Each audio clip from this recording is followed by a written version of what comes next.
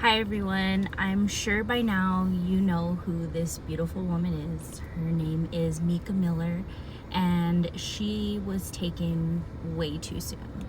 Hey, if you're just seeing me on your FYP, my name is Ashley or Ash2Trippy and I do a lot of true crime, conspiracy theories, and just anything in general that interests me. And today we're talking about Mica Miller and her supposed suicide. So just a little bit of a trigger warning for you guys. There is a lot of DV in this case as well as suicide, so just beware.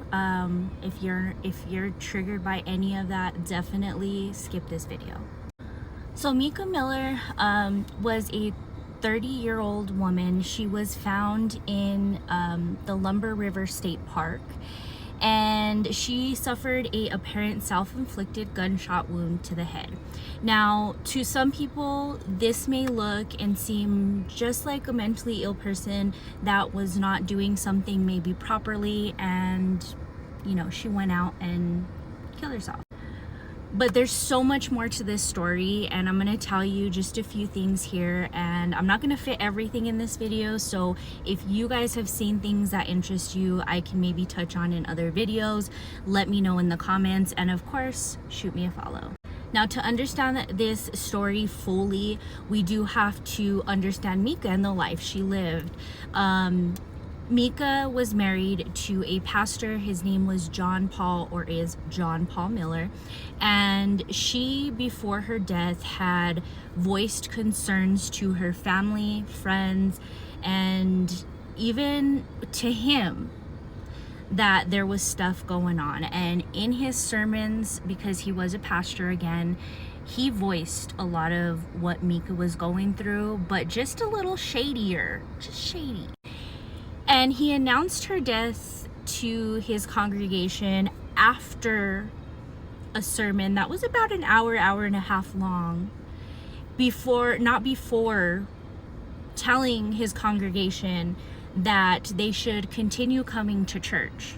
Now, I'm not going to get into any of the religious part of this stuff, just because you guys know that I am not that person to do that with, because it's just not my belief system, so I'm not going to touch on it too much. But one of the main things in Mica's life was God, and she had a very strong system in believing in God, and she was raised like this and upheld it in her marriage.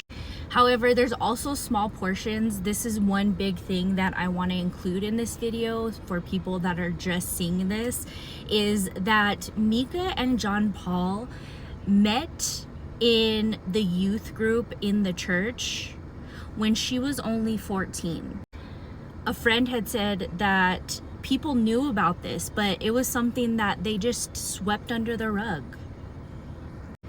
But if that wasn't start to everything, there's also a woman that has came forward and said that she was also in the pastor's youth group, and she was also 14 when the pastor was trying to also groom her and actually dated her for a whole year. Now, this is all supposed. This is all, we don't know the truth about that portion, but it is a telltale sign of